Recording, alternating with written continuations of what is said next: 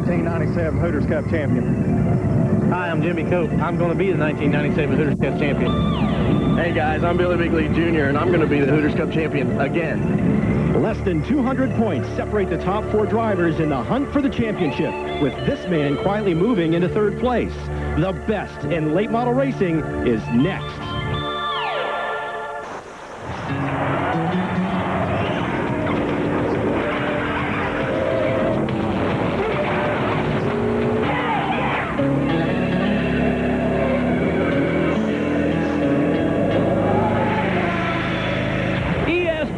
Speed World presents the USAR Hooters Cup Series. Today from USA International Speedway in Lakeland, Florida, it's the Miller Lite 200. Hello, everyone. I'm Ray Dunlap, along with Larry Rice. Welcome to the 9th event of the 1997 Hooters Cup season. Jimmy Cope and Freddie Query have each won 3 races this season, and Query comes in here with the point lead. And Larry, the big question today is, can Freddie Query hold off Jimmy Cope? Well, that is going to be the question. Jimmy Cope has had some terrible luck. He had ignition trouble down at Birmingham. Then he crashed a brand-new car the last time out at Pensacola. So he's going to come back with a vengeance. He wants to prove that he's the man to beat in this series. Well, we've had 2 races here at Lakeland this year and 2 different winners. Do you anticipate a 3rd different winner today? Well, this is a tough series. Bobby Gill has won. Darrell Brown has won besides Query and Cope. And I'm going to tell you what, the guys that like big, fast, long racetracks have a big advantage here. This is a 3/4-mile racetrack. It's fast, and I don't know. Anybody can win. This is very competitive. Well, it's a beautiful racetrack, and right now we'd like to go down to pit road, and we'll introduce Larry Miles, who's standing by with our pole winner. On the front stretch with Freddie Query, the pole sitter, for the 4th time this season in the Hooters Cup Series. When we qualified a while ago, the heat was at 115 in the heat index between the heat and the humidity. Since then, a storm front coming through here has dropped the temperature almost 25 degrees. With that change in temperature, does it change the setup on the car as we go to racing? No, actually, you know, for us, and I think probably everybody else, it doesn't really change what we do for the setup. It's just that it was so hot this afternoon, the motors couldn't run good, and qualifying wasn't that fast. I think you're going to see race speeds actually faster than what we qualified on the pole. All right, good luck in the race, Freddie. Thank you. Freddie Query starting from the pole, his 4th pole this season. He has 3 wins on the season, looking to add a win to match up to the poles here in the Hooters Cup. Let's get the starting grid from Ray and Larry. Back up to you guys. Well, thank you, Larry. Folks, if you're having a drought anywhere in your part of the country, all you got to do is run a Hooters Cup race. That'll bring some rain to you. It certainly seems like it, doesn't it? It was 115 degrees here earlier. It's dropped 20 degrees, and you can see why. There's a front moving in and lots of clouds. Well, the clouds roll in and the cars roll off the grid right now as we get ready to go racing here at USA International Speedway. Good-looking field of cars. We'd like to show you the starting lineup right now. Freddie Query on the pole. Nowhere's near a track record, though, Larry. Oh, that's right. The heat was so intense. The racetrack was slick. As we take a look at the rest of the field, Jimmy Cope and Mario Gosselin back in row 3, they didn't really have any ways near a chance of setting really quick times here today with all that heat. You see quite a few of the cars there in the first 4 rows that you're used to seeing up front here. A couple of first-time starters in 1997 here today at USA International Speedway. Take a look where your favorite driver is back through the field. You see Hanks in number 17 there, back Avenger in number 69 making his first start today. Yeah, you know, 33 good race cars. Of course, the regular cast of characters up front. The one exception to that probably is going to be Harold Fair Jr., who had a tremendous qualifying run, and as a rookie, one of his best starts. Well, a couple of cars stopping here on the front straightaway, but we'll get them back in line. Take a look at the Miller Lite National Points Championship chase. Of course, Query up front with 1,356 points, but boy, a good run for Billy Bigley Jr., and consistency's been his key. It's always been the key for Billy Bigley. He has not won a race yet this year, but he has finished up in the first 5 so many times. As we take a look at the pole winners and the winners of the races, you can see that Billy hasn't finished anywhere in there, but he's still second in points. Jimmy Cope with 3 consecutive wins in 1997, then Bobby Gill and Freddie Query. Darrell Brown won at New Smyrna. So we've had a lot of different winners. There's a look at the brand new car that Dick Anderson brought out today, the Castrol Syntec number 92. Well, Larry, you made mention a little bit ago, somewhat of a surprise in qualifying today here at USA International Speedway, and that's Harold Fair Jr. from Romulus, Michigan. He is on the outside of the front row, and Larry Miles is standing by right now with his crew chief. Jonathan Fair is the crew chief for Harold Fair Jr., who qualified second in a bit of a surprise here this evening. Do you feel he's got it in the car to keep the pace up with those leaders? Well, we set the car up and we have the tires right. The car's ready, and we will be up there all day long. We have a very fast car for this weekend. Do you have any change in strategy with the threat of rain around us here? We'll have to play that by ear. If he's up front at lap 100 and it's about ready to rain, if it gets a halfway point, we'll make sure that he's ready. All right, good luck tonight. Thank you. Well, the field bunching up here as we get ready to go racing from USA International Speedway. And Larry, look at that sky. Boy, I'll tell you what, these guys are going to have to really hustle and hope for to get into the halfway. Again, we got rain in the forecast. Freddie Query on the pole, and he comes down and he breaks away from the field as they're still 2 by 2 heading into turn 1. And you can see by Wyatt Gibson's green flag when he dropped it, the wind is blowing very hard. That flag was standing straight out. We got rain in the forecast once again, folks. Hard to believe. Seems like every time we go racing with this division, the weather is a factor, but the car's starting to span out a bit into single file now. And Larry, I got to be believing that this racetrack is going to be very different than what they qualified on now that the temperature has dropped so much. Exactly. Again, you can see the clouds off behind the race cars, but when it drops 20 degrees, I mean, you hear Indy cars and NASCAR guys all the time talking about, boy, when there's just a 5 or 6 degree temperature change, how much the track changes. Well, with a 20-degree drop in temperature, the racetrack is not going to be nearly as slick now as it was earlier. The question is, who changed what and how much did they change? Right now, the guys who are up front, started up front, seem to be staying right up there. Doesn't seem like there's been a lot of changes, like there's nobody really charging through the pack right now to really guess much better than anybody else. Harold Fair there you see in the number 71 in the Dana car, and Rygaard Graphics sponsored 71 has dropped back quite a bit, though. He started on the outside pole, and he has now moved back to about 6th or 7th position. So not a great start for Harold Fair, but remember, it's a long race. Well, that's right. Jimmy Cope, Bobby Gill, we're taking a look at their running in 2nd, 3rd positions. They started pretty far up front, and just, you know, right now they're just riding. I'm a little bit surprised to see everybody just kind of riding along here, pretty content with where they're at, because with the threat of rain, I would think people would want to move towards the front as quickly as they could. Ronnie Sanders in the number 18 car there making a duck below Doug Stevens from Forest Park, Georgia, so give a position there to Sanders as he's moving through the pack. He's passed 3 or 4 cars already in the first 10 laps. Right now, Freddie Query, where he usually is, out front. Hey, and look there, the president and CEO of Hooters Restaurants, Bob Brooks. He's got some helpers with him today here at Lakeland. Today's running of the Miller Lite 200 is being brought to you by Hooters Restaurants, delightfully tacky, yet unrefined. And by Jackaroo Barbie Sauce. If you've got regular barbecue sauce, you ain't got Jack. And by Naturally Fresh Pure Spring Mountain Water. It's delightfully refreshing.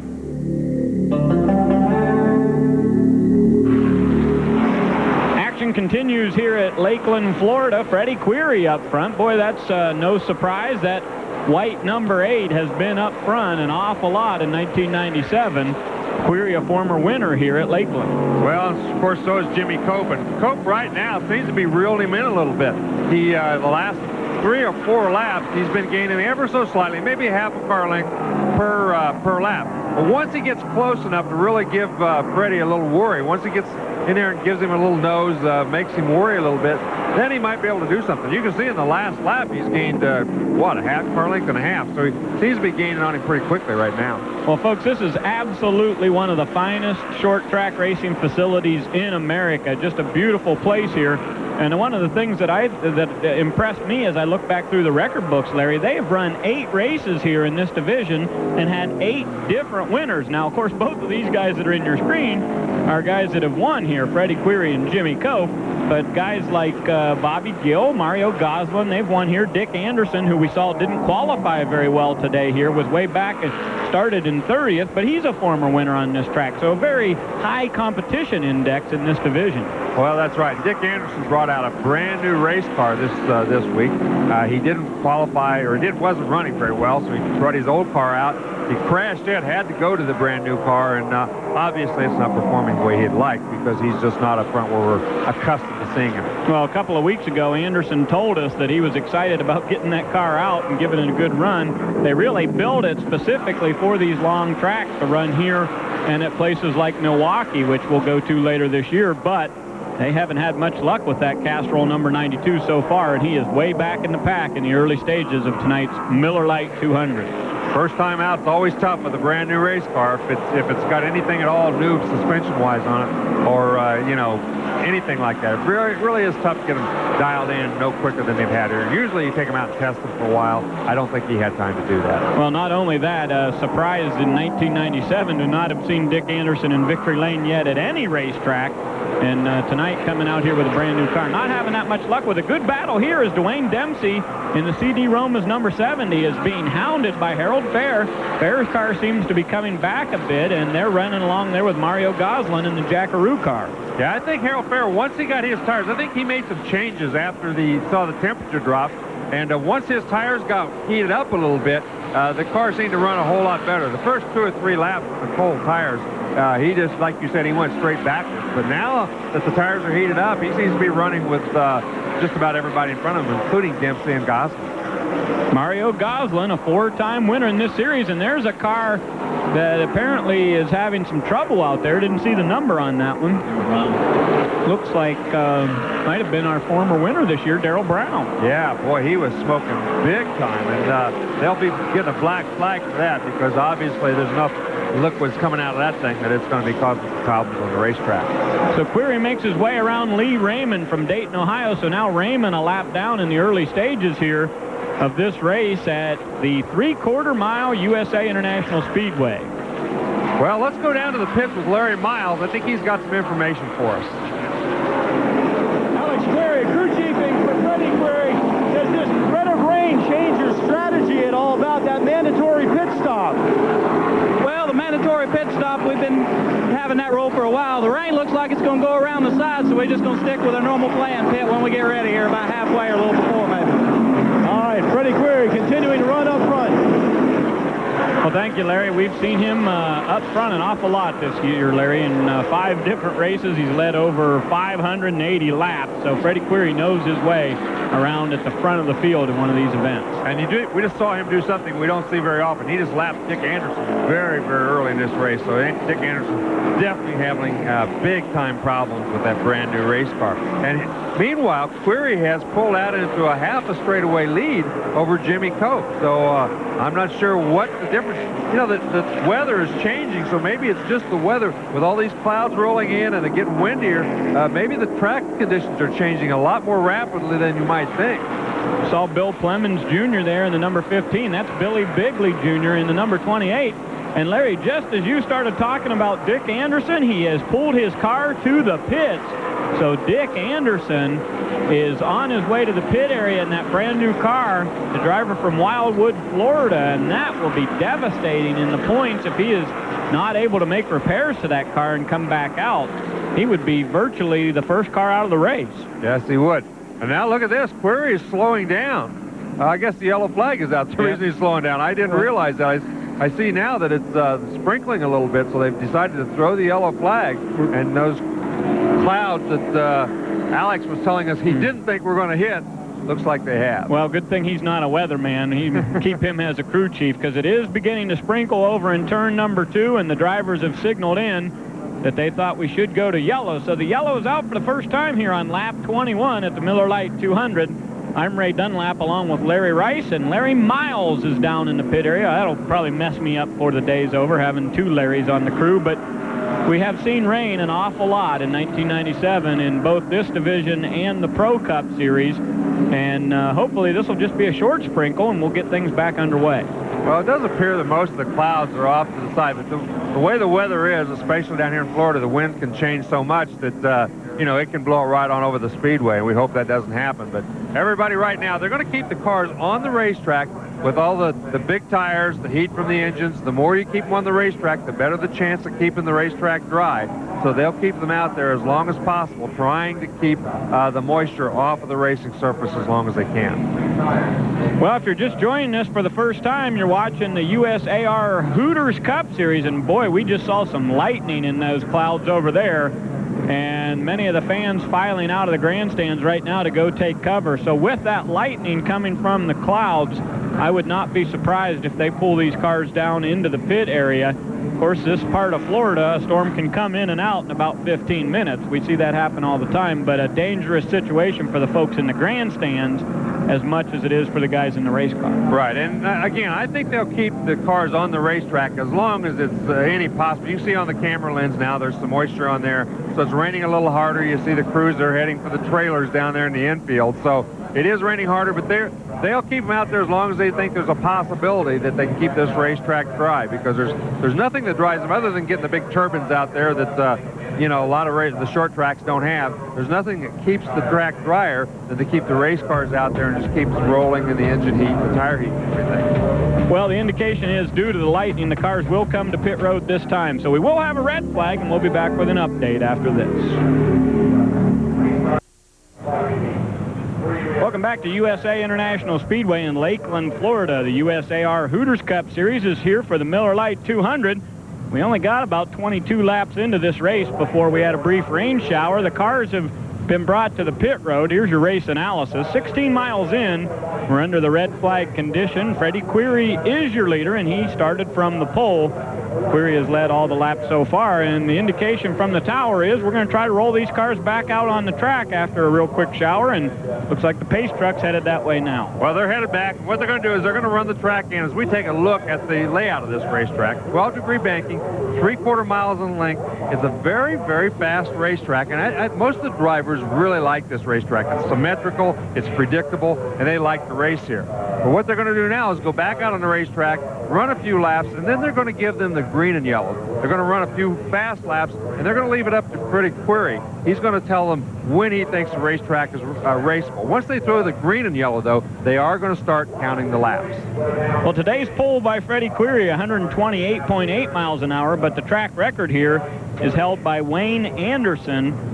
Set the time of 20.514. That's 131 miles an hour. And Larry, down this front straightaway, these cars are reaching 160, 165 mile an hour. Absolutely, you know, and that's why it's a good speedway for these guys to learn on, because moving up in this any kind of racing that they want to do in stock cars, they're going to be running on faster racetracks. So they need to get on this and the Milwaukee Mile racetracks like that to get used to the speed. And I don't care what anybody says, there is a different sensation when you go faster. No doubt about it. The car's rolling back out onto the racetrack right now, so hopefully we'll get this track worked in a hurry, and we'll bring you some more racing. Well, we've got a couple of interesting drivers in this field, and one of them is Nevin Jenkins. He's somewhat of an entrepreneur, and Steve Johnson talked with him earlier today. For a handful of drivers on the Hooters Cup Series, driving is a profession, but for most, it's a hobby or a dream. And one such driver is Nevin Jenkins, drives the number 3 Futronics Monte Carlo. Futronics is your company. You are an entrepreneur and an inventor.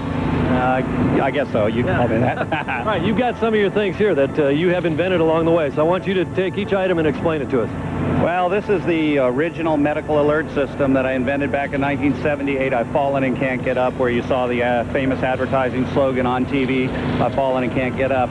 That's one of the all-time most famous lines in advertising, and that's your gadget. That's my gadget.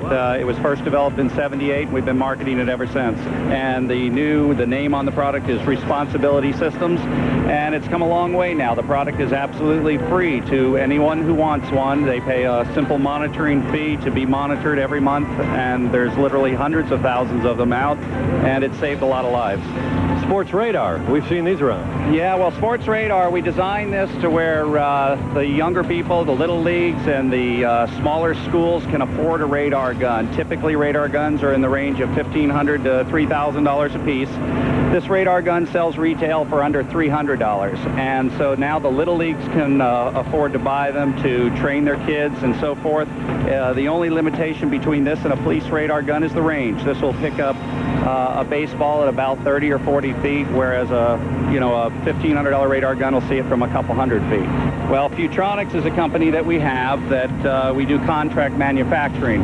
A lot of big companies like, well, I don't want to get into any names, but they do not manufacture their own products. A lot of very large public companies. We are a company you would come to that is totally automated for the assembly of your circuit boards. And we have robots that place the parts on all of these circuit boards. We place over 2 million parts a day. And like, for example, this particular board has parts on both sides. Surface mount. It also has a few through-hole parts, and it's totally automated. All right, your newest invention. Now, you have to understand, here at the racetrack, do we want to keep this secret or what? No. Okay, go ahead. Many patents. All right, go ahead and explain. Well, I was watching my girlfriend. I was in getting my hair cut, and my girlfriend was having her nails done. And these decorative nails have become very, very popular. And I was paying the tab, and it was $8 per fingernail. And the image that they painted on her fingernail only looks as good as the artist.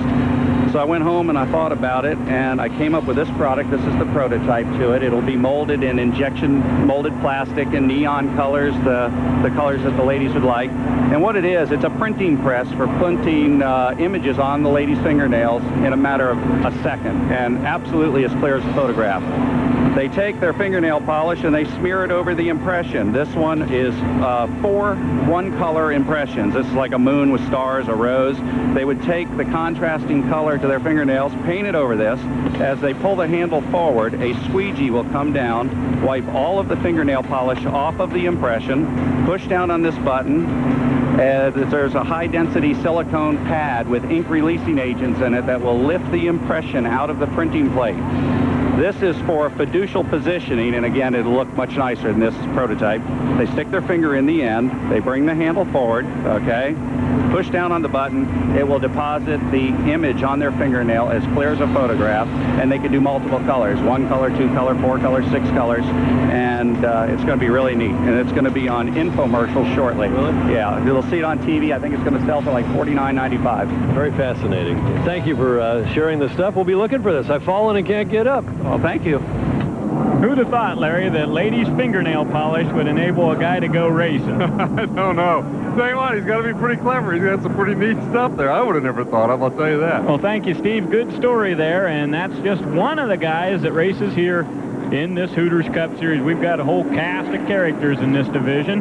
They're saying we're going to double file these cars, try to pick up the speed a little bit, so hopefully it won't be long till we're back racing here. The rain has quit. We're hoping it'll stay away the rest of the evening. Freddie Query's the leader of the Miller Lite 200.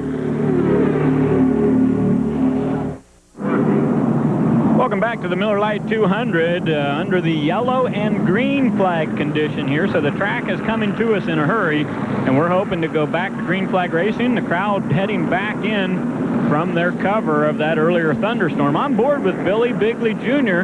Of course, Bigley picked up the Budweiser sponsorship earlier this year, part and due to the fact they're racing here on ESPN, Larry. Well, television does attract big sponsors, and that's good for everybody involved, the series, the drivers, and everybody. You can see the track is beginning to dry, so it shouldn't be too long before we go back green. Well, Billy Bigley, one of those drivers with a lot of sponsorship, but the driver that's out front today, a 3-time winner in 1997, is racing with no sponsorship. You know, we just got to race like we've been racing, you know, try to win each and every race that we go to, and hope that the points take care of themselves. You know, we are pretty much operating off what we win, so if we don't win and run good during these races, we're not going to be able to keep going. Larry, somewhat of a surprise to hear Freddie say that, but just about any division in the country, you're going to find a guy like that who's racing for the money. Well, I can tell you that, you know, there's an awful lot of people that do that, and I've been there, I've done it, I know exactly what it means. You just can't afford to go out and have a big crash and tear everything up when you're just operating like that. So you keep hoping that somebody's going to come along and say, geez, you know, here's a little help. But meanwhile, you just got to keep on trucking and doing what you can do. Jimmy Cope running in second, Bobby Gill running in third. You know, there are some sponsorships. Billy Bigley's got a nice sponsor, but some of the guys depend solely on what they make to keep themselves going, and that's a tough way to go racing. Well, I got to believe that big sponsorship is just around the corner for a guy like Freddie Query. He speaks well on TV, good-looking guy, and he knows how to run the race car. He's a 3-time winner in 1997. He certainly is, and you can see that the racetrack is beginning to dry. Once again, the lighter spots are the drier spots on the racetrack. You can see it especially in the corners. Right there, you can see it starting to dry right down to the groove as we ride along with Jimmy Cope. Jimmy Cope in the Miller Lite, #1. He has had an incredible season, 3 consecutive victories, but the last couple of races have not been that great for Jimmy Cope, kind of similar to the year that Rusty Wallace has been having in the Winston Cup division. Another driver who has Miller Lite sponsorship, but he has had an up and down season throughout the year. Seems like you either see him in victory lane or loading up about the halfway point of the race. Well, that's right. He had a mechanical problem, and then he crashed. And, you know, he's had his share of troubles, but he's run very good. He's been competitive every place he's been. And most of these first 4 or 5 guys that are on the grid right now, along with Dick Anderson, who's already out of the race, have been very, very competitive at each and every race. Well, we talked about how much that's going to hurt Dick Anderson by falling out of this race. Came in here in the top 5 in points. Jimmy Cope is in the top 5, and right there's Rusty Wallace's Ultimate Pit Crew. They race for beer. Alex Query, crew chief on the lead car with Freddie Query at the wheel. We've had this rainstorm wash the racetrack. How do you think it'll affect your car? I don't believe it'll affect our car much. I believe after they ride around and get the racetrack real good, it seems like this racetrack stays the same in the sun and the cold. It pretty much got rubber built into it real good. It's a real good racetrack, and the Goodyear tires are real good. I believe we'll be all right. Yeah, Jimmy Cope coming up on you a little bit before the rain delay. Do you have enough to stay in front of the #1 car? I can't answer that. Time will tell. That's the fun part of racing. Never thought about that, Larry. I guess if you knew who was going to win, why come, right? He's a kick, and he's always fun. He has a lot of fun racing. Yeah, they were not allowed to work on their cars during that red flag, so everybody should be pretty much the way they were before the red flag. Well, they did come into the pits, but that does not count for the pit stop, right, Larry? Ray and Larry, I just spoke to Fritz Augustine, one of the directors for the USAR Hooters Cup Series down here. Just wanted to remind everyone that this race does have a mandatory yellow flag. The red flag for the rain does not count. So the cars still have a mandatory yellow flag 2-tire change yet to come somewhere during the course of this race. Well, they do have to make one more pit stop. It's not going to be a drop yellow flag. I think what he's talking about is most of these guys will make that pit stop under the yellow so they don't lose any laps on the racetrack. Almost every pit stop that we've seen for the tire changes this year, the mandatory pit stop, has been on a yellow. And the strategy has been, do you do it very early to get track position for later in the race, or do you wait till the halfway mark to have better tires? And you have to remember, we've had 25 laps under the yellow flag, so they've only got about 20 laps. If they stop now on the first yellow, you know, the guys with the better tires later on may have a big advantage. Yeah, and especially at this racetrack, Larry, I think because of the distance of this track and the speed, you want to get those tires as late as possible. Exactly. Alex Query talked about, though, how consistent this racetrack is. We mentioned a little earlier. That's why the guys like it. It's consistent. It's fast. You know, it doesn't change a whole lot. And even with this rain, and you can see right there that there is still some moisture on the racetrack. It's a lot slicker out there right now than it was earlier in the night. And it still seems that the race cars are handling very, very consistently. There's nobody back there that's slipping and sliding around a lot. There's nobody that's charging through the field. So I think that's a tribute to the racetrack and the way these guys set the race cars up. Well, we talked at the very top of the show today about the temperature change. It has gone down a great deal, but now that that shower has moved through here, the humidity's on its way back up, as it usually is here in Florida. So a very hot and muggy evening tonight here at USA International Speedway. Take a look back through the rest of the field, and you can see that the first 10 or 12 cars on the lead lap are still hanging right in there on the same straightaway. So there's not like a runaway for Freddie Query and Jimmy Cope. You see the first 5 there. Dempsey back in 5th spot. Harold Fair behind him. So I guess Mario Goslin's gotten around Fair now. Scott Wimmer in 15th, and Shell not running back there. Dave Mader in the 00 car. You see Ronnie Burkett, Walls, Sanders, all those guys in the top 20. And we see the 2 car there of David Jude. Going to the outside is Marty Lindley in the 16. He looked like he was going to make a move, but here comes Nevin Jenkins. Jenkins takes a look to the inside, so a couple of these guys getting pretty racy. Yeah, these guys back in here having a heck of a battle. And now Jude's going to go to the outside. He's really working hard on Herb Newman there, and he's trying to get around him. Back up front, same 2 guys, same 2 players, still running in the same 2 positions. Well, just a few cars now that are in front of the leaders there, so that may hold up traffic a little bit, and that could play into the hands of Jimmy Cope and see if he can get a run on Freddie Query. Yeah, that's exactly right. Back here in this paddle here, though, you can see that Nevin Jenkins in the 3 car, he's working pretty hard. The 00 car of Dave Mader, he's back in there, you know, trying to get on the inside of Marty Lindley. Just can't quite do it. Now Jenkins is on the inside. Couldn't make it stick. Eddie Hanks in the number 17, apparently with a problem. He is headed into the pit area there.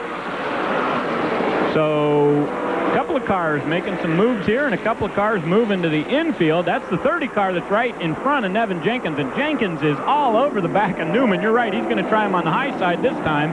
Scott Wimmer in the number 29 car is having a great battle for the Rookie of the Year title this season. He's in the McDonald's-sponsored car. Back to the front, and I guess that lap traffic really didn't do too much for Freddie Query. Now, Freddie Query actually seems to be getting through the lap traffic extremely, extremely well. That time, Cope kept up with him. A couple other times, Cope got hung out and lost a little ground in the lap traffic, but both these guys look to be the class of the field right now, as they've just kind of pulled out into a half straightaway lead over third place. And nowhere do we see Bobby Gill, Dwayne Dempsey, or Goslin. Those cars were running right with the leaders here. They're not even in the picture now. A whole straightaway lead for Freddie Query and Jimmy Cope. You're right, these cars very, very fast. And that's not unlike with something we've seen before. As we take a look back at this same battle, that's Newman. He seems to be holding up some of these guys behind him. Looks like Jenkins on the inside again, trying to get around. Lap car in front of him, he can't do it. Man, oh man, these guys are battling hard. Ronnie Burkett in the number 31 will try to take... Oh, in trouble is Burkett and Jenkins, or excuse me, that's the number 7 car of Shelnut. Yeah, those two came together and made contact. And Ronnie Burkett's car has a lot of damage on it as he sits sideways on the back straightaway. Yeah, Shelnut got sideways. Burkett couldn't miss him. Tried to squeeze the inside. You can see it ripped the whole right side of his car off. So he's definitely going to have to go in and get some repair made to that thing. Tough break for Ronnie Burkett. He's had 3 top 5 finishes this season. And the very first one came right here at USA International Speedway with a 5th place run. He just gets a little bit into the back of Shelnut, and as he comes back across the racetrack, heavy contact. Yeah, Shelnut stayed in the throttle. You could see the tires smoking, and when he came back down, he ran right in to the side of Burkett, and he's going to have to go in and get some repair work done on that. That door is hanging off. Ronnie Sanders made a good move to the outside to miss that group in number 18. Query's your leader, and we'll be back to USA International Speedway in a moment. Welcome back to USA International Speedway. That's Darrell Shelnut in the number 7 car heading back out onto the speedway. Shelnut from Fort Lauderdale, Florida, was involved with an accident with this driver, Ronnie Burkett. And you see the entire right side of that race car history as he makes his way down that rain-puddled pit road. Yeah, and you can see there was a lot of rain while it did rain. Let's take another look at the accident. You can see there was just a tap there. Burkett and Shelnut got together the first time. Shelnut stayed on the gas, tried to keep going, and right there is what did all the damage.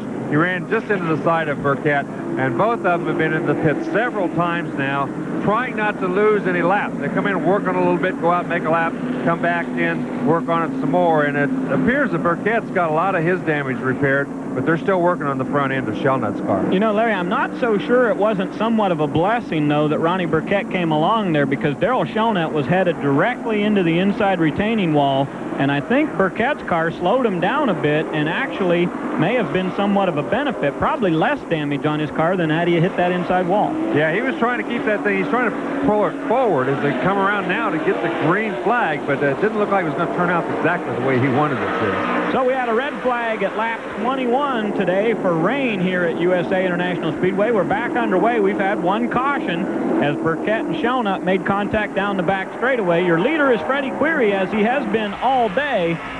And here you're on board with Billy Bigley Jr. in the Budweiser car, and now those front 5 or 6 cars, Larry, have caught back up because of this caution. We'll see if they're able to hang on. Yeah, let's see if they can, because it's been the pattern that the first 2 have kind of pulled away, and you can see Bobby Gill's hung up behind a lap car now. That's Mike Franklin in the 72 car, so he's hung up and he's losing position pretty quickly. And I'm going to tell you, the interesting thing is nobody made a pit stop under that yellow. They didn't want to put on the new tires this early because the tires they have on are still fairly fresh. They ran a lot of yellow flag laps. I think you're going to see everybody following the leader's, lead. Now, when he goes in, everybody's going to go in. Well, it's a 200-lap race here on a 3/4-mile racetrack. It would be probably pretty tough to get your tires this early in the race and then be competitive at the end. Well, that's right. And the tires only have 40 racing laps on them. The other 20 or so laps were under the yellow during the rain delay. So they're very, very fresh tires, and nobody chose to come in just for track position. If one of the guys in the back had come in, got new tires, he would have been in front of all these guys when they made their pit stops later, but nobody really chose to do that. Well, 1 year ago, folks, on this particular race weekend, it was Dick Anderson in victory lane here at USA International Speedway, but he has gone to the pits and called it a day. Anderson will be scored in 32nd position. We're taking a look at Mario Goslin. You've heard us talk about the best way to run this racetrack. Let's see what he thinks. Well, usually it moves up a little bit because people's car have a tendency of getting tight in the middle. Car doesn't want to turn in the middle of the corner, so they end up, you know, kind of running a diamond in the middle of the corner and come back off the corner. But if we can get our car to turn in the middle, you'll see us right on the stripe, right on the bottom. Well, you know, Larry, we talk about tire wear, and if you're able to run right on the bottom, that's going to give you a lot better tire wear than if you do have to diamond, you're going to wear out that right front tire. It appears to me like Mario's got this track pretty well figured out. He seems to be able to run right there on that yellow stripe. Well, the whole trick is, you know, you got to get the race car set up. You've got to run the race car the way it has to be run. I mean, if you're pushing the front end, you've got to let it go up the racetrack and come back down. So the whole trick is to get the race car set up to be perfect, and to get it to be perfect from the old tires, new tires to the old tires, and from full fuel to almost no fuel. That's the real trick. When the race car changes, when it gets lighter, and look at this, now he's going to the inside. You got to run on Bigley down that back straightaway, and finally got around him. He'd worked on him for several laps, hadn't had an opportunity, but all it took was Bigley just to make that little bit of a mistake getting off of 2, and boy, Goslin took advantage of it. So Mario's car is pretty good, and here's a couple of cars that are pretty good. Back to the lead, Freddie Query out front in the number 8 car, and the Miller Lite number 1 of Jimmy Cope. These guys are on a string tonight here at Lakeland. And you can see Bobby Gill back there behind them. He's keeping up. He's actually caught up with him just a little bit, I think, after he got trapped behind that lap car early in the race. So Gill's running in 3rd, and now Mario Goslin has moved to 4th. That'll move Billy Bigley Jr. back to 5th place as they battle all around this racetrack. Freddie Query from Mooresville, North Carolina, one of the real diverse drivers in this series. He's won on a lot of different kinds of tracks. Of course, he won here at USA International Speedway in the first race of '97. Well, earlier today, that was Derek Kelly signing some autographs for the fans. We'll be right back. 14 races make up the 1997 championship chase for the USAR Hooters Cup Series. This is event number 9. You're watching racing from the USA International Speedway in Lakeland, Florida. A couple of drivers who have really stretched out their lead and have very fast race cars here are Freddie Query and Jimmy Cope. We've got some good battles all the way around the racetrack, though, as Scott Wimmer has locked up with Dave Mader, and they are battling back there with the number 16 of Marty Lindley. These drivers have been fighting for position all the way as you look at the field summary now. Your top 5 really hasn't changed much, but a lot of good racing from 6 back through 17. Yeah, those guys back in there have been battling all night long, and it doesn't seem to get any less intense. Dave Mader's been up there on Marty Lindley's rear bumper for quite some time now, really hammering on him. Just can't quite get around him. Behind him, Wimmer's been doing the same thing. And look at this. Cope gets a little bit under, but the lap car up there in front of him just wouldn't let him get around Freddie Query. He had a great run off of him right there, had a chance to get around him. But I think the lap traffic, he thought better of it. Still a long way to go. But we know now that Jimmy Cope has the kind of horsepower he needs to get down to the inside of Freddie Query. Well, watch, it didn't show so much in that corner, but I think if you watch a couple of corners here, you'll see what they were talking about a while ago, staying on that white line. Looks like Query's moving up. See, he just drifts up, kind of diamonds off. He's only moving up a half a car width, but because Cope can stay right on that yellow line, he can gain just a little bit on him. I think the front end is beginning to push just a little bit, and that's giving Cope the advantage, and he just gets a little bit of a runoff of him coming off the corners. Well, that last time that he took a look there, Larry, Lee Raymond was right in front of the number 8 car Query, so he was not able to continue that path, but we believe that at least now we may see a battle for the lead spot. You can see right now Cope trying to stick his nose under there. Now it looks like he's getting through the middle of the corner a little better than he did a couple of laps ago, but he's not getting off of the corner. So I'm not sure what his problem is. Cope right now, he is gaining on him just ever so slightly. Billy Bigley Jr. finished 2nd at Birmingham, 3rd at Five Flag Speedway in his last 2 races, but he has never, folks, believe it or not, never won a Hooters Cup race. That is so surprising, as good as these guys have run. Budweiser coming on board in 1997 along with Royal Purple synthetic lubricants, so Bigley's got a good team, but he hasn't won. The question from Larry Miles was, can you? We're going to do the same strategy, Larry, as we've done virtually through 96 and so far 97. We're really looking for a win real bad. I mean, Budweiser, Royal Purple Synthetic Lubricant, Chevrolets run really, really well. Hamner Racing Engines, I mean, he's given me the best motors I could get, you know, and we're just going to go out there and try to win the race. We're just going to try to be there at the end, and we're not going to worry about points right now. We didn't do it last year, and it, you know, it vaulted us up to winning the championship, but that's the biggest thing, is just going out there, and we're just going to try to run as best as we can, and hopefully we'll win us a race. Well, I got to believe, Larry, it's just around the corner when we see that first victory for Billy Bigley Jr. Yeah, I think you're right. You can see Dwayne Dempsey's given some problems. He's going to be heading for the pit area. He's slowed way, way down. Looks like a right rear tire may be flat there on the number 70 car as he, you're right, is off the pace and will head for the pits. That's a tough break for him. He was running very, very well, running up there in the top 10. And, oh, we got Harold Fair, who's into the fence. Another, oh, look at this. Car's coming around there real sideways, barely missing him. I couldn't see exactly who that was. Did a nice job getting the thing sideways and missing him. David Jude also up there in the wall in the black car. The white car is Fair in the number 71. His left front tire is down. Dwayne Dempsey, oh, it was a right front on Dempsey's car, and Fair doesn't appear to be moving in there. Well, he's just barely moving around, but he may be hurt, Larry. He has yet to take the window net down. Yeah, he doesn't appear to be moving around there and throwing the steering wheel off, so he may be some injuries. The safety crew's on their way very quickly out there. They're waiting for the traffic to go by on the bottom side of the racetrack before they get out there to him, but there you can see some of the safety people have gotten to him. By the looks of the car, Larry, it appears that he may have gone into the wall driver's side first, and the damage you see on the left rear there, a lot of concrete around that tire, so we didn't see what happened there, but it appeared he went into the wall driver's side first, and there's quite a bit of damage to David Jude's car. Well, and of course, that is the worst way to hit the fence in a stock car. You know, driver's side first, it has the least absorbing material on that side of any place. The other side's the fenders and so forth all absorb some of the shock, but the driver's side doors and axles first, it's very, very difficult. You can see the other cars stopping while they're out there trying to attend to him to make sure everything is okay. The last two races, consecutive races, Harold Fair has had top 10, so he's continued to improve each and every week, but he is not moving around much in there. The safety crew is on the scene there, so I'm sure they're attending to Harold Fair Jr. Yeah, I think they're trying to see what's going on with him. And while they're doing that, there are pit stops being made. So let's go down to Larry Miles and see exactly what's happening down in the pit area. All the leaders coming in for their pit stops. Freddie Query. You also have Bobby Gill in. It's tires and fuel all up and down pit road. This, of course, will take care of the mandatory yellow these cars need to make a stop for during the course of this race. 2 tires on the outside. Bobby Gill on the car number 5 elects to take 4 tires, taking the inside tires as well. Crew getting the job done. 4 tires on the number 1 car for Jimmy Cope as well. Looks like 4 tires will happen on the Freddie Query as well. And the number 5 of Bobby Gill beats the Query crew out of the racetrack. It looked like the Query crew wasn't sure whether to take 2 or to take 4, but now they will put 4 tires on Freddie Query's car. He's losing track position on these pit stops. The cars are going by.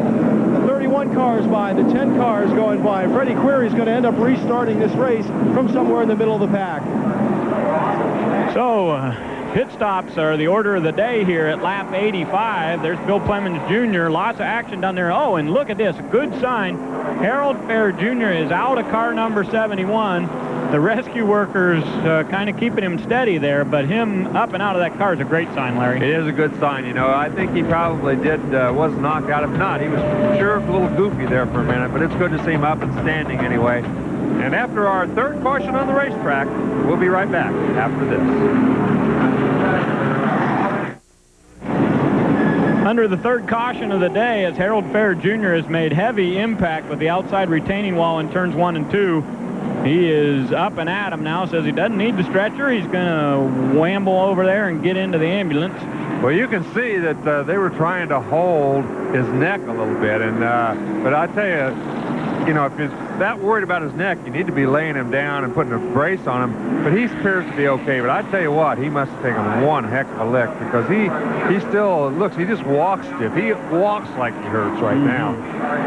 Involved in that accident also was David Jude from Kermit, West Virginia, in the Klein Motorsports number 2 car, and Jude's car rolled down across the racetrack. That was the car that you may have seen at the end of pit road. He was going to try to get in, but all those cars were on the pit road making their pit stops, so the officials held him up there. But Jude's car has now gone to the pit area, and it appears that both of these drivers will be done for the day. Yeah, I think there's no question that Harold Fair Jr. is going to take a trip in and have the doctors look at him, and the car is definitely done for the day. And, you know, you hit the wall that hard, and it appears like you hit it a ton.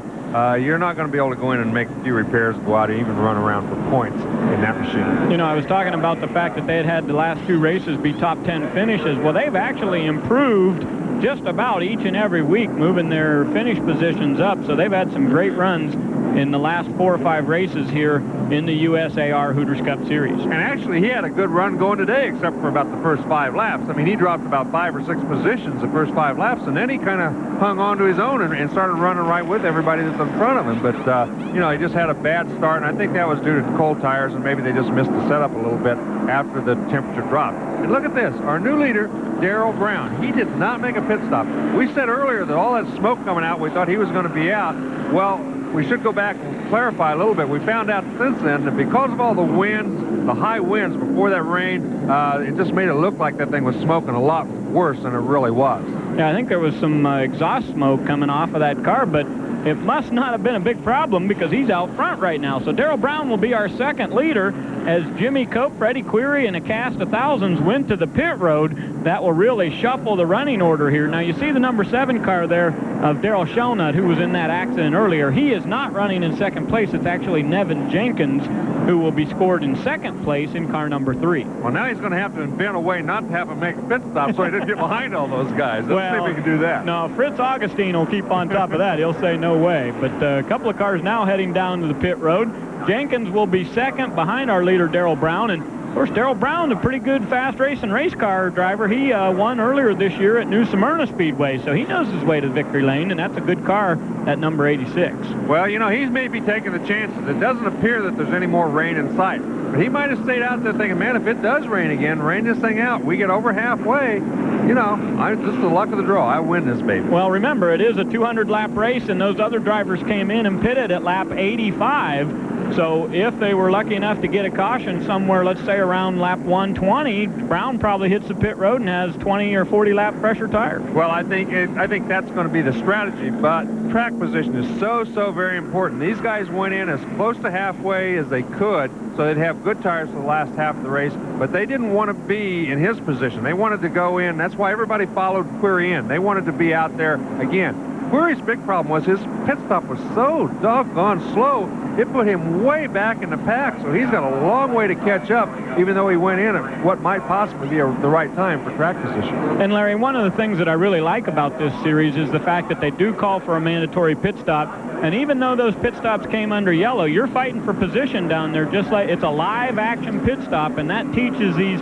drivers and crew members that every second counts, and boy, it can make a big difference, as we saw Freddie Query with a slow pit stop, and you're right, it cost him a lot of track position. It certainly did. There's Derek Kelly coming into the pits. We saw the ambulance heading for the infield care center where they're going to have a look at Harold Fair Jr. And you can see a few of the guys coming back in, making some repairs, and these guys obviously got bigger problems than just a quick pit stop.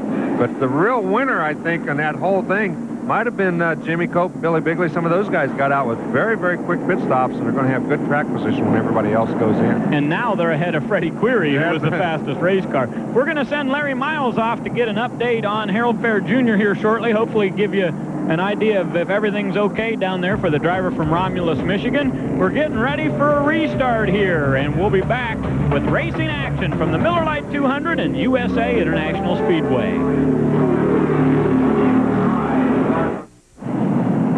Welcome back to USA International Speedway at Lakeland, Florida. You're watching the USAR Hooters Cup Series, and Derek Kelly has brought the Discount Auto Parts number 6 back onto the pit road. They were working a little bit with the toe in there, Larry. Yeah, you can see some white walls on the right side. I don't know whether he got into the fence or whether they're just having some handling trouble, but he's been in there a couple of times under this yellow trying to get things straightened out on that car.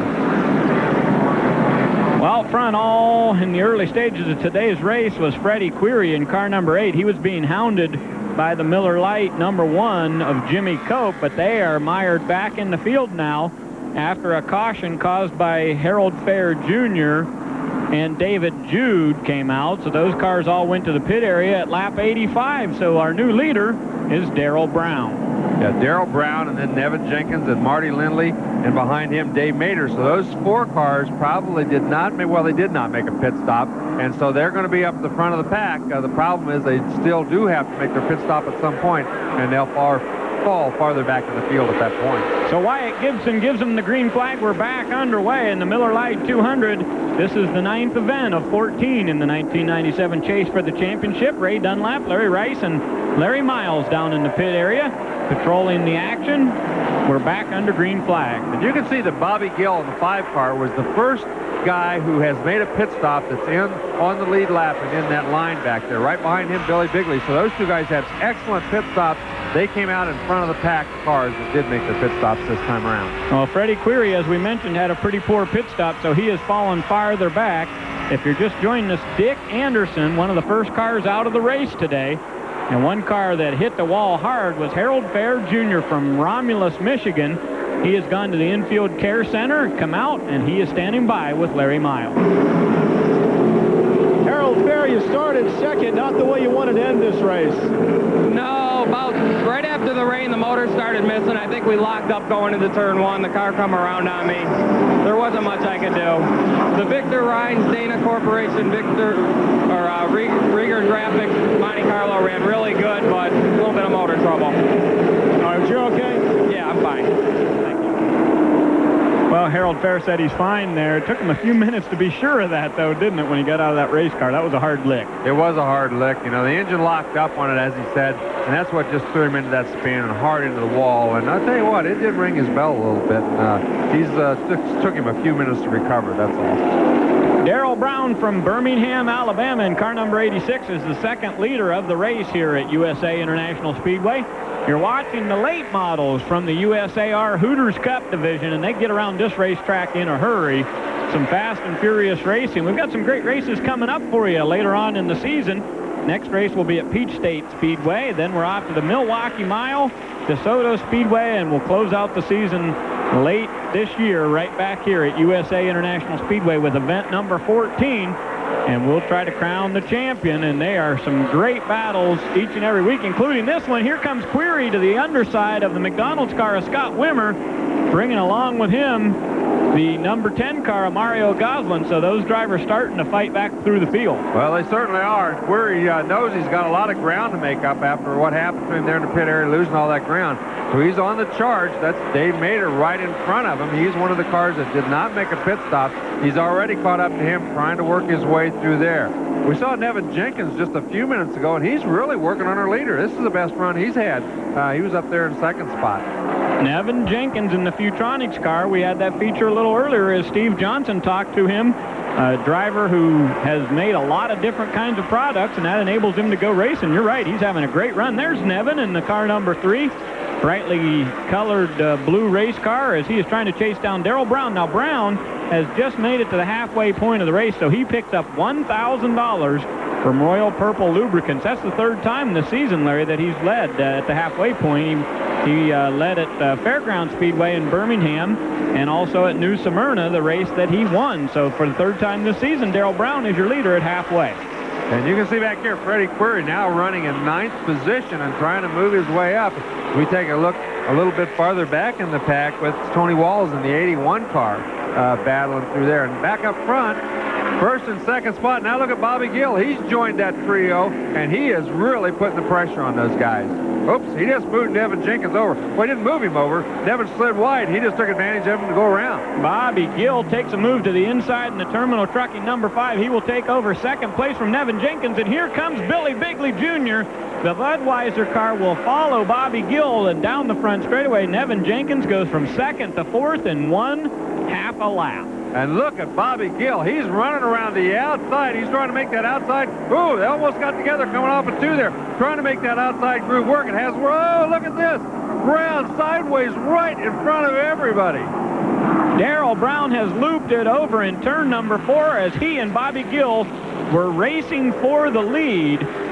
Darrell Brown took over the lead on the 95th lap of this race. He gets $1,000 for leading it halfway, but I'll tell you what, Larry, I don't believe there was any contact there. They just were racing hard as they go around Homer Heflin in the number 90 car. Here's Bobby Gill's look at it from the in-car. No contact. Now, he just got out there. He shook the car a little bit loose. He made a little bit of an adjustment. He moved it to the right just a little bit to miss that car, and when he turned it back left, he just shook the back end loose. He did do some damage to the left front when he ran into that lap car down there on the bottom. I think that lap car was Homer Heflin. So he, he does have some damage, and you'll probably see him pitting now just to make sure that there's not any real bad damage. Well, he has to pit, Larry, because he has now moved up to the inside there, and that is the indication that you're going to go in to pit, as Bobby Gill in the terminal trucking car will now take the lead of this race, although we are under caution for the 4th time today. So Gill becomes the 3rd different leader. Bobby Gill from Dalton, Georgia, the terminal trucking number 5, now your leader, and Darrell Brown is going to head to the pits. Doesn't look like a lot of damage there, but I'm sure the crew wants to get a look and make sure it's not rubbing the tire. Well, and this is not really anything that he didn't expect. He was probably going to make a pit stop on the next yellow anyway. He just wasn't expecting that he would cause the yellow. So he was going to go in. Here we see Nevin Jenkins. He's coming in as well. So these guys all had to make a pit stop at some point. This was probably their planned pit stop anyway. So 1, 2, and 4th, when we went back to green, will now pit this time. Here comes Brown, Nevin Jenkins, and the 00 car of Dave Mader. Mader, of course, from Mooresville, North Carolina now, originally an Alabama driver, and those cars all going to get right side tires. And of course, this will shuffle them back. We're talking about track position, and that's what they're going to lose right now. They'll be shuffled back in behind everybody who pitted earlier, which is going to be 7th, 8th, 9th spot somewhere along there. And we talked about the first round of pit stops, Larry, how good of a run that Bigley and Gill had, and look where they're at on the racetrack as the leaders. Let's go down now to Larry Miles, who's standing by to call these pit stops. Darrell Brown making use of this caution flag to reset the car. Remember, the 86 was up front. He'll take the opportunity to get all tires changed. They'll tape down the damage here on the front end and get the car back into competition. So at lap 118, the caution is out once again. Darrell Brown and Nevin Jenkins head to the pits along with Dave Mader. That will shuffle the running order. And up front, it is going to be Bobby Gill in the number 5, the terminal trucking car, who had that great pit stop the first time by. So pit stops really are very important. Well, they are very important. Strategy is very important. They took theirs a little earlier so they could have track position. We'll see if Brown's newer tires pay off. And these drivers will have fresher tires, and we'll go back to racing in the Miller Lite 200 after this.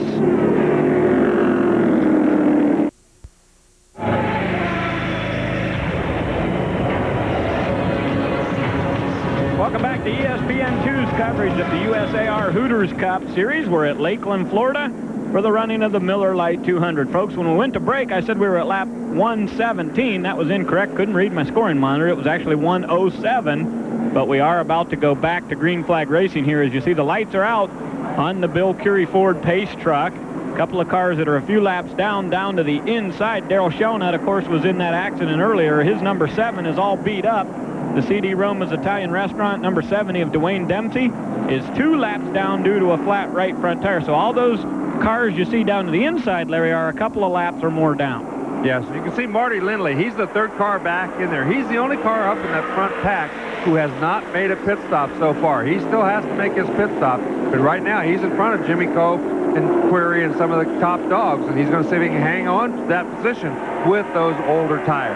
Marty Lindley in the Kirby Vacuums, number 16, having a good run, but you're right, he will have to go to the pits, and I think those worn tires are starting to show, because look how quickly the front 2 cars break away, and the question I think has to be, is Marty Lindley holding up 3rd place and on back?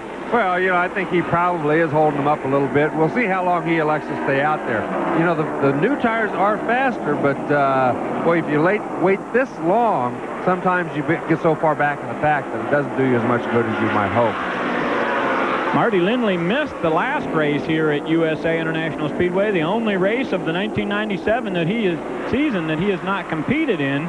But he's having a good run tonight. Now there's Jimmy Cope. Cope is running in 4th position, and he's being hounded by Mario Goslin, but right there's Lindley in front of them. So evidently, so far, he doesn't seem to be holding up that much. No, he certainly doesn't. He's pulled off into a 3 or 4 car length lead off of those guys, so it doesn't appear that those older tires are hurting him very much. But the rules say you have to make a pit stop, so even if his tires are still good, he still has to make that pit stop. So he's going to lose the track position. You can see back there in the back of that pack, Freddie Query has caught up with everybody after that disastrous pit stop, and so he's in line with the guys in 4th, 5th, 6th, 7th position. And right ahead of Query is Scott Wimmer in that black car. You see him there to the right of the screen, the McDonald's entry. And one of the best runs that he's had all year long was the last time we raced here. I think he finished 5th or 6th in that race, so he likes this racetrack. And I know at Mobile he had a pretty good run there too. So these big, the half miles and larger, Scott Wimmer really likes. Well, he's the leading rookie contender right at this point. He's done a terrific job all year long, and I'm sure he's looking forward to just learning and racing with these guys. I'm sure he feels very confident that he's capable of winning with these guys at any given day. Scott Wimmer from Wausau, Wisconsin, coming a long way to go racing down here in the heart of the Southland. Today's race coming to you from Lakeland, Florida. Beautiful speedway here. 3/4 of a mile is the length of the USA International Speedway, and they are getting around here in a hurry. And this is a group that's putting on a great show. You see Cope in the Miller Lite #1, then it's Goslin, Wimmer, and Freddie Query. And those guys are all thinking to themselves, if we can just stay right here and keep this line going, we'll try to catch those leaders. That's exactly right. You see that Cope is running a little bit higher line now than he was earlier. I don't know when he made his pit stop and changed the stagger, if it changed the handling of the race car. But he's running a little bit higher off of the corners than he had earlier, and that may prove to be good. That may prove to be bad as the race goes on. That time in front of our speed shot down the front straightaway, it looked like Goslin was taking the high line down the front straightaway and into turn #1. Well, your leader is Bobby Gill in the 5 car, the Terminal Trucking entry, but boy, Billy Bigley is staying right there. Well, Billy Bigley is running very well. Looks to me like he's taking a little bit lower line into the corner and entering the corner better, but it seems like coming off the corner, the advantage still goes to our leader. The 2 worst races of the season for Billy Bigley came right here at this speedway, so he would like to avenge himself of this racetrack. They started out the season with a 10th place run, and then back in April they ran 15th here, and those are the 2 worst finishes of the season. So I think Billy Bigley would love to get his first win right here at Lakeland. And you can see Scott Wimmer, he's sticking right on the very bottom of the racetrack there in that group. Now let's go back. Darrell Brown, he's back in 11th position, and Nevin Jenkins 12th. So those guys, after their pit stops, they did get shuffled back in the line. And you know what really surprises me is the brand new tires do not seem to be a very big advantage. They are not moving up really, really quick like I thought they might. And obviously Marty Lindley, he's got tires that are 130 laps old now, and he's still hanging right in there with the guys with brand new tires only 20 or 30 laps old. And you're right, Larry, because the first round of pit stops came at lap 85. So all these drivers that you're looking at on your screen right here got their tires around that point, and the newer tires are 40 laps newer than that. And you're right, it doesn't seem to be a very big advantage. We'll try to get the stopwatch on these guys, see if they're getting around here much quicker than the leaders. And Query, even though he was very dominant early in the race, now that he's been shuffled back in the pack a little bit, it doesn't seem that he is able to get around the guys. I mean, he's running with them, and they were running with him earlier. But now then, you know, running with somebody and passing somebody, 2 completely different ball games on a racetrack like this. I think Freddie Query, Larry, actually was stronger than Jimmy Cope, and he has not even been able to make a move on Scott Wimmer here. So maybe they made a chassis change on that car that didn't go as well as Freddie would have liked, because he certainly had the car to beat in the first 85 laps. Yeah, and in a situation like this, it's kind of like the dog chasing the car. What do you do with him after you catch him? You know, you can't get around him, so. Good crowd on hand tonight here at USA International Speedway. I'm Ray Dunlap. Larry Rice sits alongside up here in the broadcast booth, and Larry Miles is down on the pit road for us tonight. Good racing action here at the USA International Speedway. This racetrack, I think, Larry, is one of the ones that the drivers like the most, but they got to be getting pretty excited about going to Milwaukee. That is one fast mile racetrack, the biggest track they'll run on all season long. That's exactly right. You can see right there, Freddie Query finally got around Scott Wimmer, got to the inside of him, going into turn 3, gained that position. The first 7 cars still on the same straightaway. That's pretty phenomenal in a race that's this on. And there goes Goslin. He's getting around Jimmy Cope. So he found a way to get underneath him coming off the corner. We said Cope was running a little bit high. That time he got just a little too high. Goslin snuck underneath him. Well, we saw the exploits of Darrell Brown. He was out front for 20 laps before he spun and that has relegated him back into 11th or so, I believe we said last time by. Well, Darrell Brown, with his 20 laps he led today, has moved into 3rd place on the lap leader chart, at 271 laps to this point. And here goes a move by Query. He's going to take a look at Jimmy Cope. Coming off of turn 4, he took a peek to the inside. I think Jimmy Cope has picked up that push, and that's let guys that have a chance to get underneath him. We're going to take a short break. At lap 130, we'll be back with more of the Miller Lite 200. Welcome back to Lakeland, Florida. On the move right now, Darrell Brown coming through traffic along with Nevin Jenkins and Dave Mader. All 3 of those cars pitted at about the same time, and they're trying to fight their way back up towards the front. But up front, it is all Bobby Gill in the terminal trucking car right now, as he is holding off the advances of many of those drivers back there. We see Jimmy Cope and Freddie Query now fighting their way through. They've got their way around Scott Wimmer, but like you said, Larry, they got to catch him, and then they got to pass him. Right. Now you see that Jimmy Cope is holding that car down to a tighter line. 1 or 2 guys get underneath him, and he's decided he's going to have to run that car a little differently. He's going to have to keep it down on the bottom. If they want to go around him, make him do it the hard way, around the outside. Well, Bobby Gill has not led a lot of laps this season, just over 100 laps in 4 different races. But what really matters is when you lead the very last lap. That's the one that's so important. He's done that one time. He won at Fairground Speedway in Birmingham, Alabama earlier this season. But I know they would like to take home another victory. Bobby Gill, somewhat of a quiet guy from Dalton, Georgia, but he's certainly not being quiet behind the wheel tonight. He is screaming at him out there as he is getting his way around this racetrack, making his way past Bill Clemens Jr. in the number 15 car. Let's go down to the pit area with his chief mechanic. Dale, your crew chief, and for Bobby Gill, he's comfortably up front. Does he have what it takes with 65 laps left to stay there? Well, I tell you, this terminal trucking crew did a heck of a job in the pits and got us out front. You know, I don't know. We just going to sit out here and ride. We got a pretty good race car. We just got to see what happens. All right, well, good luck with the rest of it. We appreciate it. Thank you. Well, thank you, Larry. The action continues on the racetrack here after he was talking to Del Burns there. And there has been a couple of passes.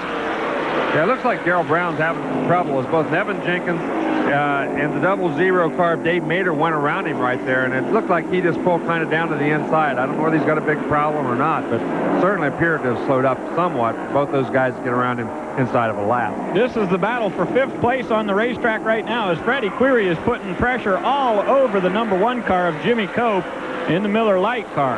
And watch the strategy. He tries to go in high on the racetrack and then come down underneath him coming off. See there where Cope's just drifting a little bit wide? He tries to sneak under him, but he's just not giving him any room. Now watch Cope. He's going to try to protect that line. He's going to try to get down to the bottom of the racetrack this time a little more, but right in the middle of the corner, Query is just eating him alive. Coming off of turn number 2, Freddie Query gave Jimmy Cope a little love tap there, but these drivers put on a show everywhere we go. You're not gonna spin out a driver like Jimmy Cope with a little tap like that. But here comes Query to the inside. He is making a move down the back straightaway, and lap traffic is going to hold him up there.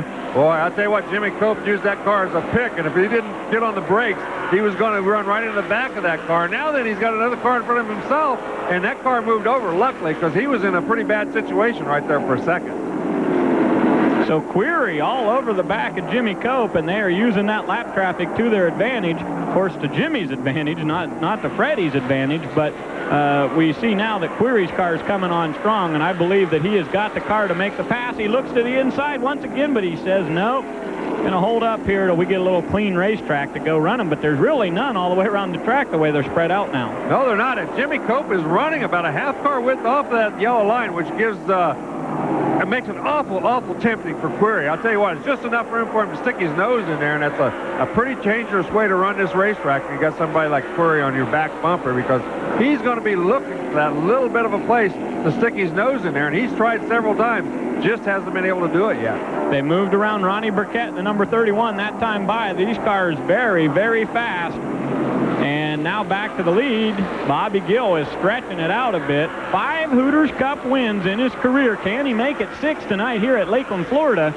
We talked about all the drivers that have won here. 8 different races, 8 different drivers, but one of those is Bobby Gill. One of those is Freddie Query. One of those is Jimmy Cope. So we may have our first second-time winner here at Lakeland. Well, Bobby Gill has opened up almost a whole straightaway lead over Billy Bigley Jr. right now. So he is definitely on the move. And look at the way he's trying to protect that inside groove. He knows, oh, he went in too low that time. Went in so low that he drifted high and gave all kinds of room to Query coming off. And that's all Query needed. Boy, he took advantage of it. Fast Freddy says bye-bye, and he makes his way around Jimmy Cope to take the position. So that'll move him up to 5th spot here at Lakeland, Florida. You're watching the Miller Lite 200. Hope you're enjoying the racing from the USAR Hooters Cup Series. We got more racing coming your way. Don't go away. Bobby Gill continues to be the leader.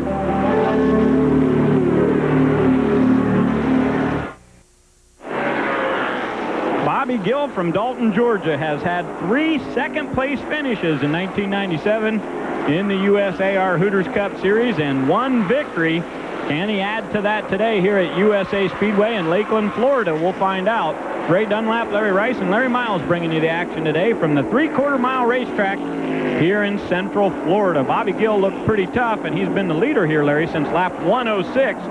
So he is stretching out his lead a bit now, also on second place. Well, even early in the going, he was running in 3rd position, 4th position, but most of the time in 3rd. And he was keeping up with those guys then. And now that he's gotten the lead after that pit stop, he has definitely been the dominant car on the racetrack.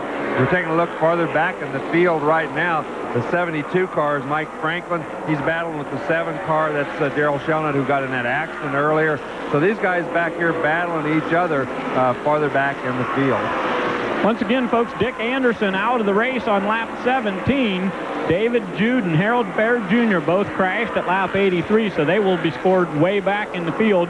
And other than that, just about every car remains on the racetrack as you look at the full field summary. You see that Tony Walls moved up there well in the top 10, so he's done a nice job. We haven't seen much of him yet here tonight on the screen, but he's done a nice job moving up, and he's hanging into that on the lead lap in about the top 10 right now. I saw on the field summary there, Larry, that Darrell Brown is being scored in 12th right now. So after his spin while leading the race, he really has not been able to make any advances on the racetrack.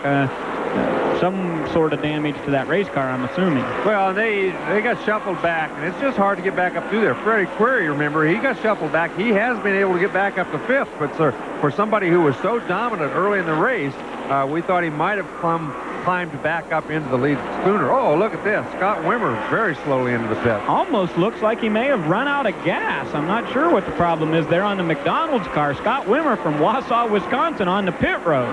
Yeah, he very, very slowly into the pit road. We'll see if we can get Larry Miles to go down there and call this pit stop and see if we can see what happened to him. Scott Wimmer just brought the McDonald's sponsor machine down pit road. He's one of the drivers in the rookie battle. You saw Ronnie Burkett have problems earlier. The other rookie looking to get the points lead in the rookie battle. Now Wimmer brings it in. They change the outside tires on the car and send him back out onto the racetrack. Well, tough break for Scott Wimmer, who was having a good run tonight, but boy, anytime you take a green flag pit stop, it's really going to put you back in the running order. They're clicking off the laps here in 20 seconds. We see Nevin Jenkins right there, and he's doing a terrific job here tonight. He's running well all night long. And he's been battling the stomach flu all weekend. He was pretty sick yesterday, and he really didn't feel well today when he got in the race car, but he's driving one heck of a race, probably the best we've seen him run all year. Absolutely. He has one top 10, which came at Birmingham Raceway, but that is not indicative of the kind of season they've had. They'll run really well. They just haven't finished well, but he's having a great run tonight. Yeah, he certainly is. You can see that car in front of him got some sheet metal hanging off of it. That's the 18 car of Ronnie Sanders, and I don't know whether they'll get a black flag for that or not, but it's flopping around out there pretty good. Let's also give a call to Dave Mader there, Larry. He came in and pitted at the same time that Nevin did, and they've been pretty much staying together on the racetrack. They got a fast race car, but again, lap traffic here just makes it so tough. Yeah, they've been battling the lap traffic ever since they got back out on the racetrack, and it's made it very difficult for them. But there's a guy that has handled the lap traffic extremely well and moved right on through it with ease, really, most of the night. Derek Kelly in the 6 car makes a move to the inside of Richard Brinson, but Bobby Gill gets by him easily. Back with more racing after these messages.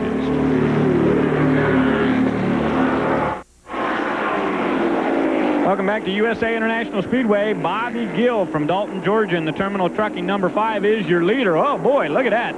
I just said before we went to break how easily he was going to make it around Derek Kelly, but that wasn't the case. He just got by him, and Kelly was way loose coming off of turn 4. Yeah, he looks like he's got his hands full coming off the corners of that thing. It's getting out from under him pretty good.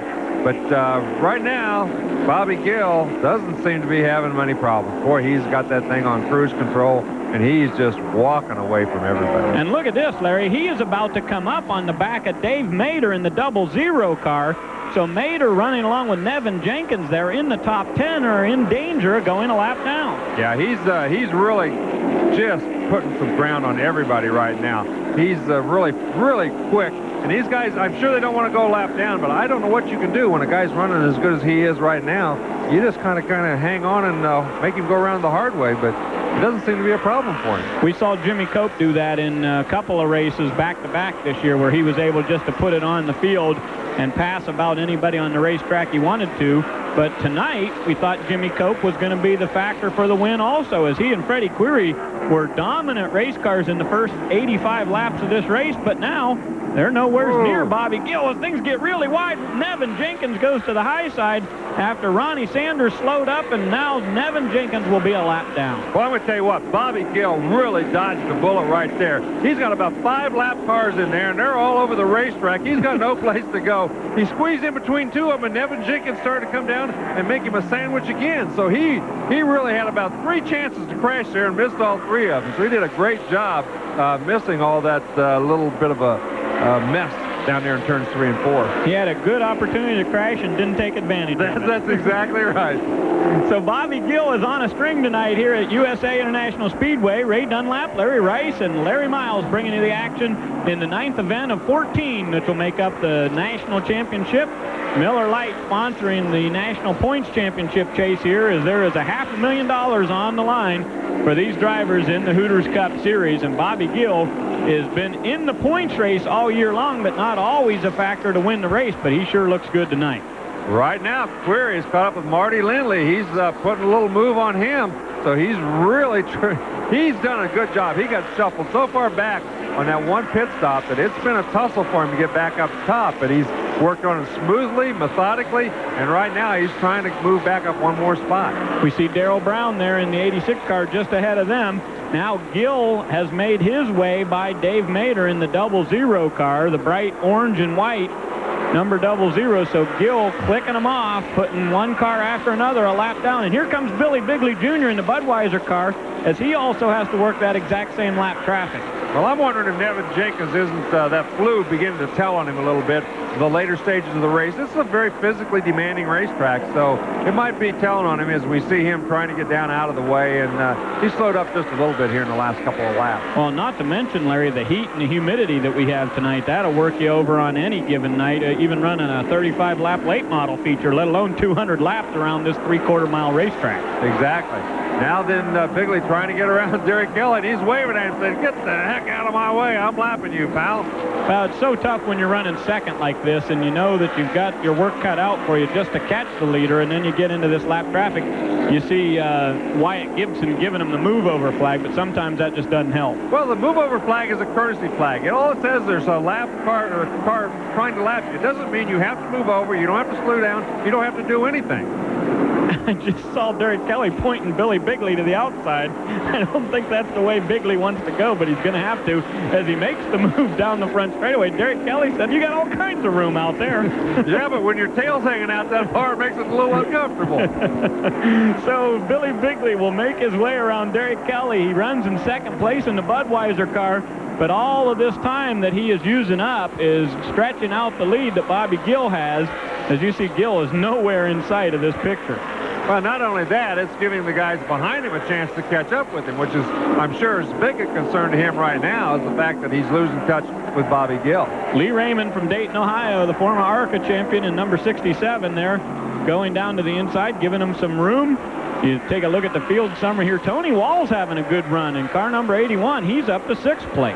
Yes, he is having a good run. And I'll tell you what, Marty Lindley's having a great run, too. He's still hanging in the third, and he's got Goodyear tires on that are 150 laps old. How can he keep running that fast? Well, the car is certainly working very well for Marty Lindley, and he has never had a top 5 finish here at Lakeland So this would be the best run of his career. And Freddie Query moves right up to the inside coming off of turn number 4. So Query has caught him in a hurry.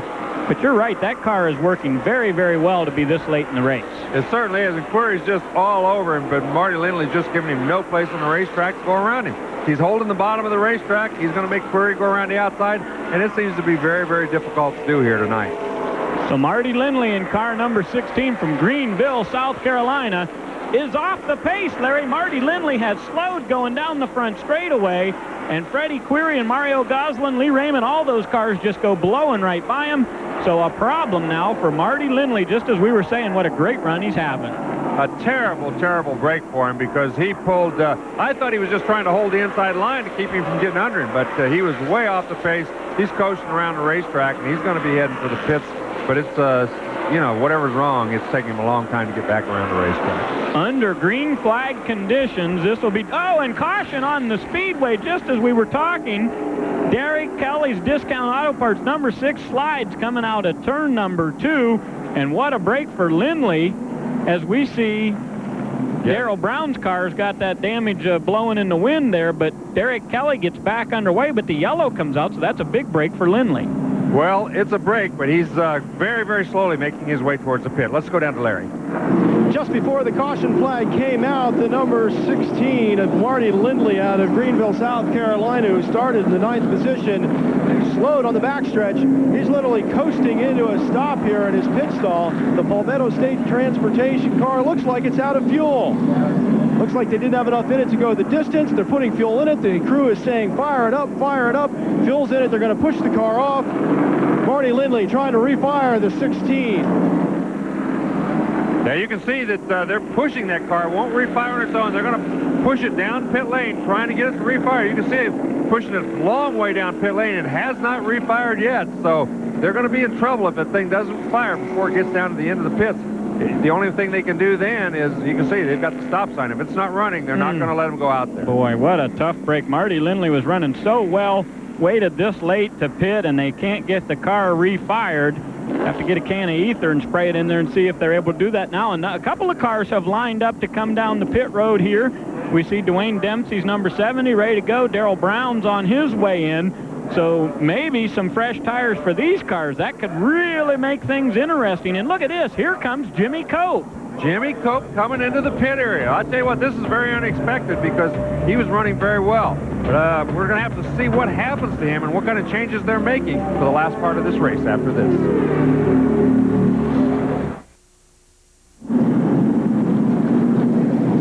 Derek Kelly brings the car back in, the Discount Auto Parts number 6 Chevrolet. Now they're looking under the right front. They looked at the right rear, changed that tire. He took the car back out. Must have a vibration in the tire somewhere. The crew looking the tire over to see if they've got a lump in the tire or what's happening with it. They take a look, take it off the jack, send the car back out. Derek Kelly may still have a bit of a vibration in the car. Anytime you get a car sideways off the corner like that, it's going to be a concern as to flat spots on the tire. Well, that's exactly right. They went in and had a look at it. I'm surprised they probably should have just put the old tires back on after something like that happened. But you never know. Bobby Gill, though, up front, I'll tell you what, it's going to be a handful for anybody to catch him. You can see Bigley, he's back there a few cars back. It's going to be a tough deal for him to catch him. Query, although seems to be the only guy that might be on the move back there in 3rd spot right now. One car that we haven't talked about a whole lot is Mario Goslin in the number 10 Jackaroo car. He's been in the top 10 most of the day, but we really haven't seen him challenge much. There's Mario on the outside of the number 30 of Herb Newman. Yes, he has. He's been up front, and there's Tony Walls. He's done a terrific job. I mean, we have not seen him on screen very much, but he's run very steady, and he's run very fast. And anytime you're keeping up with guys like Goslin, you got to be running at the top of your game. Tony Walls from Albertville, Alabama in the number 81. You're right, he's had a good run today in the Tobacco Express car. Let's go down now to see if we can find out what happened to Jimmy Cope and why he stopped for a second time. Eddie, the crew chief on the number 1 car, you did an unusual pit stop, changing 2 rear tires. Yeah, Miller Lite Chevrolet has run real good all weekend. It just, after our first pit stop there, I don't know, the tires equaled out and stagger closed up in the rear of it. We had to come back in. We put 2 of our old tires that we made the first 100 or so on. got them set back where we wanted them and put rear ones on, went back out. Now, you brought the car in a second time and looked on the front end of the car.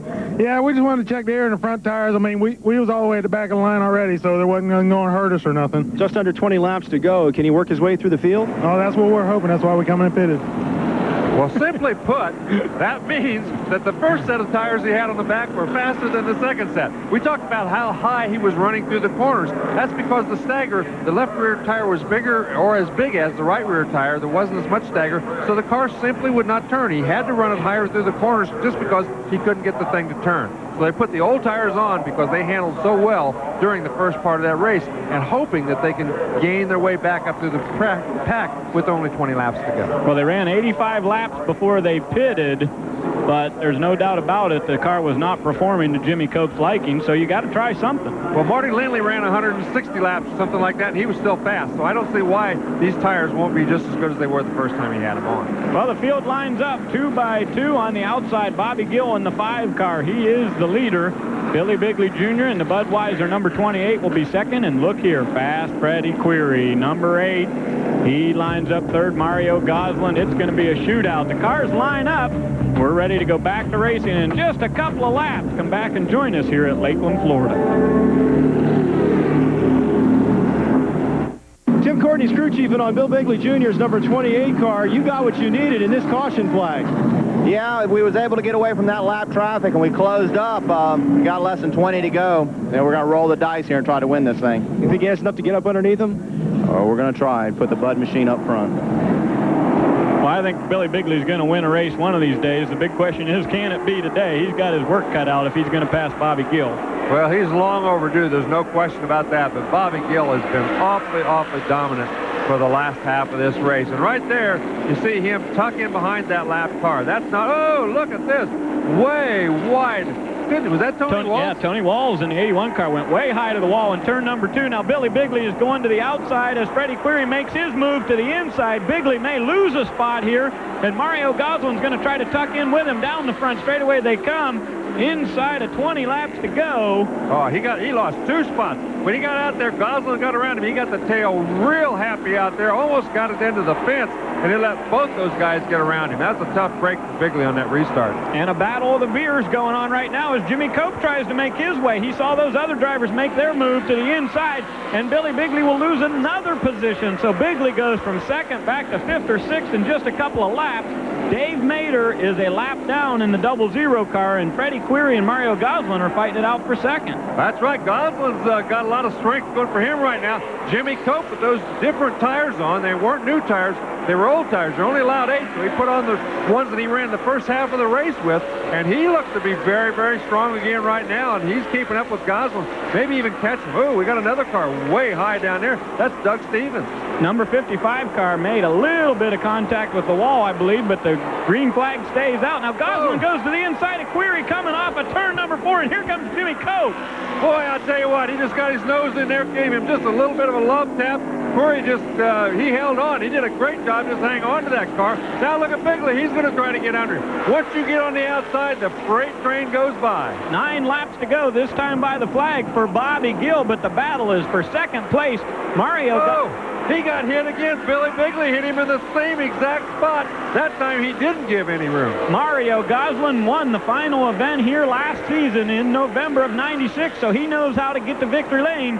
Can he really make a charge on Bobby Gill? Boy, this battle from 2nd, 3rd, 4th, 5th, that battle on back there is terrific. And look at Billy Bigley. He is really putting that front bumper right up there, letting him know that he wants to make it around. And Query is just as determined to hold that car down the bottom of the racetrack and make him do it the hard way. In one single lap around this racetrack, the top 5 almost completely changed except for the leader. These guys are battling it out. Billy Bigley Jr. in the number 28 Budweiser car went from 2nd to 5th, but he is determined to move back up through. No challenge right now for Bobby Gill in the Terminal Trucking number 5 as he is stretching it out on Dave Mader, who is not running in the top 5 at this point. He is 1 lap down. And Bobby Gill saying, boy, this is the way I love to watch a race, in my rear view mirror. Marty Lindley in the number 16 car came back out on the racetrack. When we went to break, they were pushing his car behind the wall, but they did get it fired, and he came back on the track 2 laps down at this point. So Lindley, although he had a great run, will not be a factor in tonight's race. And Billy Bigley still working on Freddie Query, still trying to get around him, but it's going to get tougher as they run into all this lap traffic because 3 wide on this racetrack is not possible. You got to pick your spot pretty carefully if you're going to go to the outside. He doesn't appear to want to do that. He wants to sneak to the inside, but Bigley is, Query is really protecting that inside line. Bigley gave him a nudge coming off of turn number 4. He wants that position. 5 laps to go here in the Miller Lite 200. The action heating up in the top 5 here as there is a great battle. I believe that now is for 4th spot. That's right.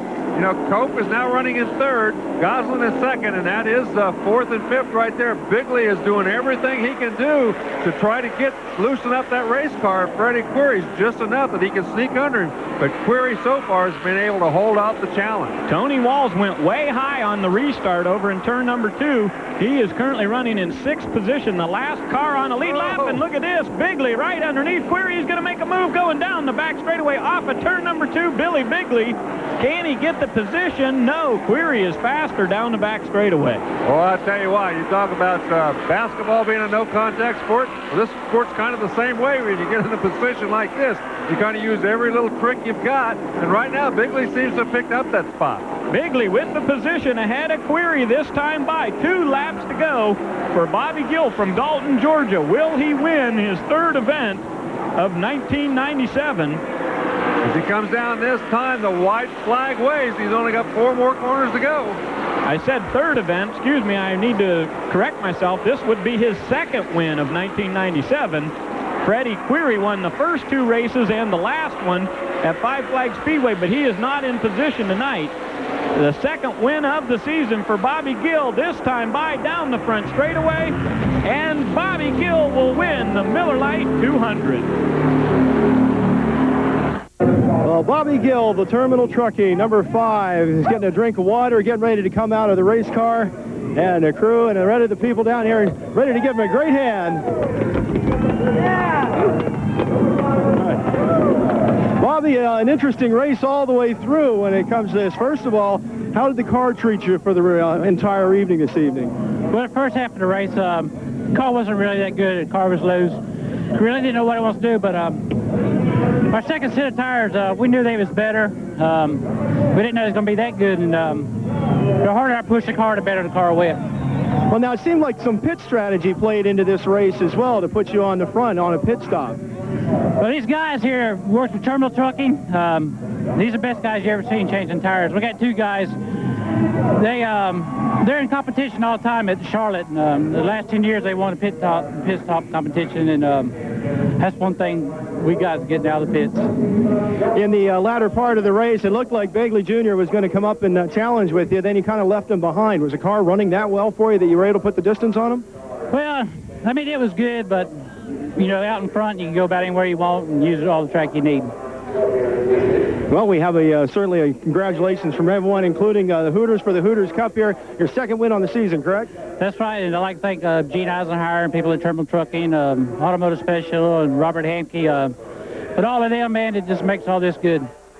So Bobby Gill picks up his 2nd win of 1997, 7 top 10 runs in the first 9 races of 1997. We'll be back with more from the Miller Lite 200 after this.